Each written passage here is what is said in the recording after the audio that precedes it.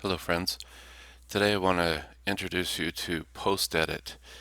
It's something in WaSQL that it's not really necessary, but it sure makes life a lot more convenient.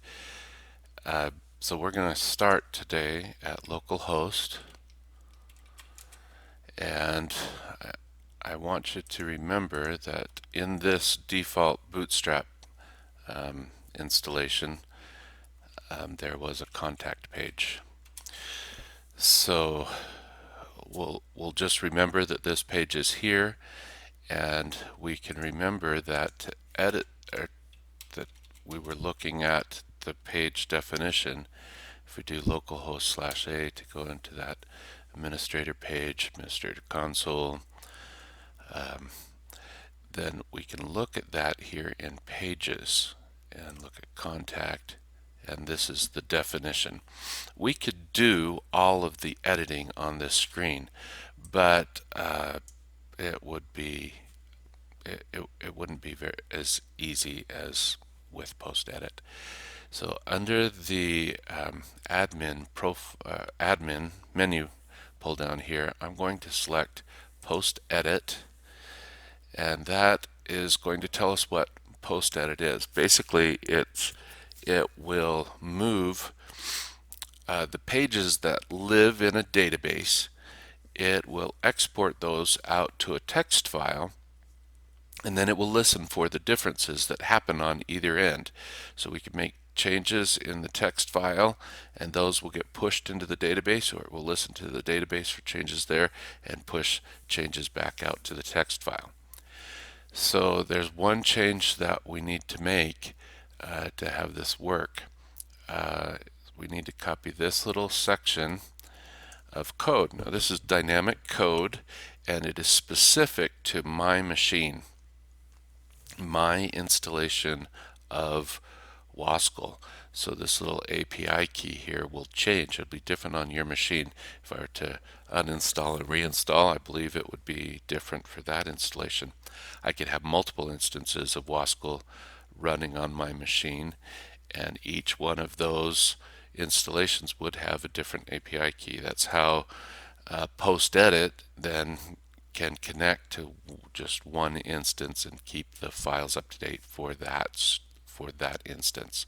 Okay, so I'm going to copy this XML code, and this says that we need to change postedit.xml.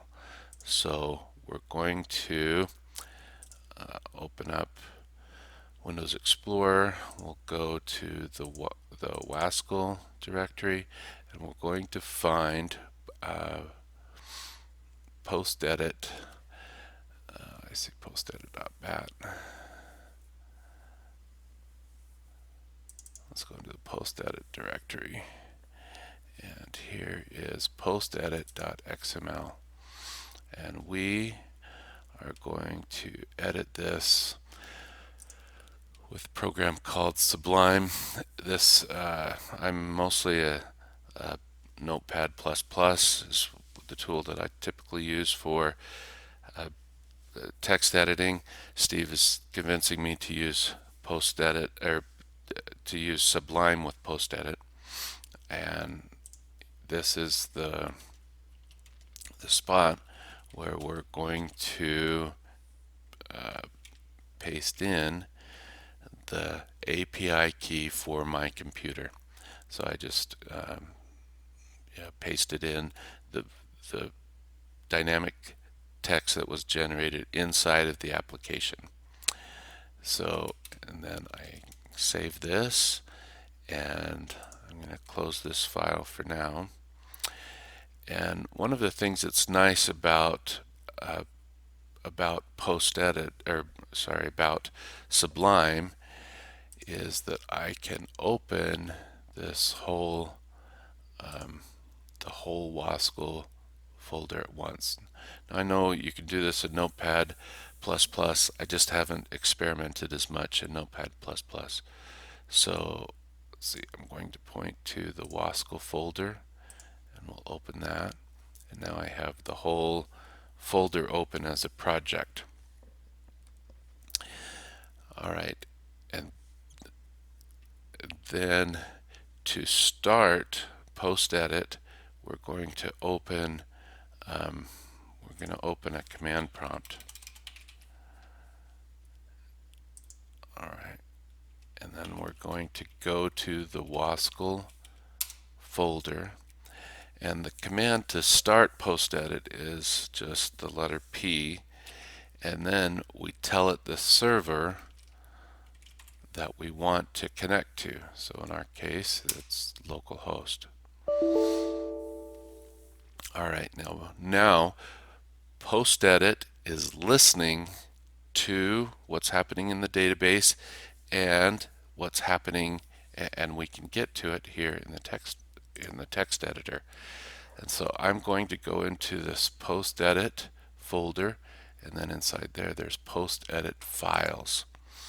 And here's the localhost that we're listening to, and here's the pages and templates that we had talked about in the previous video. So here's the contact form, and it has those three main sections: the body, the controller, and function. Look at the body. This was the same text that we could see.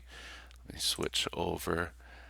Let's go back here to pages and contacts. That's the same information, but this page is living in the database. This is stored as records in a database, and then it's just been exported to a text file so that it's easier to copy and paste, move around, and it's just nicer to see a bigger area too. So let's make a change. Let's see this happen. We're going to go to the functions page, and we had these functions that we explored, and I'm going to create a new function. We'll create a function here called best John Deere, okay. And we're going to echo out a 318 there. So I save that, and I hear a little audible notification. If we look back here at the PostEdit screen, it says, hey, I was listening, I found a change, and I updated it in the database. So if I come back here to the database, and if we reload the page, here down here in the functions, now we have our 318. So we have our function. Now likewise, if we come here and we remove that function and we save the page, now this is just the list of all of the pages, but if we go back to now the Sublime editor, and it has removed, it listened and it said, hey, there was a change in the database, and it pushed it out again to this file. So PostEdit keeps the text file and the database in sync. There's one other change that we can make to PostEdit to make things a little bit more convenient, and that is if we go to this the postedit.xml file, and this is what we had just pasted in. If we come under here under sound, this is the trick I haven't figured out how to do in Notepad++, but we can add in a command here. Let's see. All right, so this says that when it detects a change, this is what says play a sound. So it's going to play the OK sound, and we can add a command here to say also affect the editor, and here's the command. And so this is calling out to Sublime, and it has this flag, the parameter for add.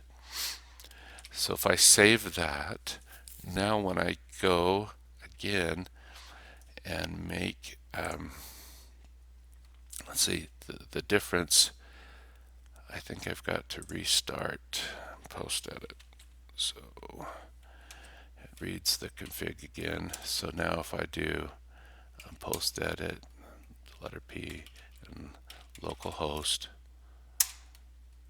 and now I run this, I'm going to close these. So I was deep into the directory structure here with postedit, postedit files, and since I added that command, now localhost will appear here on the root level.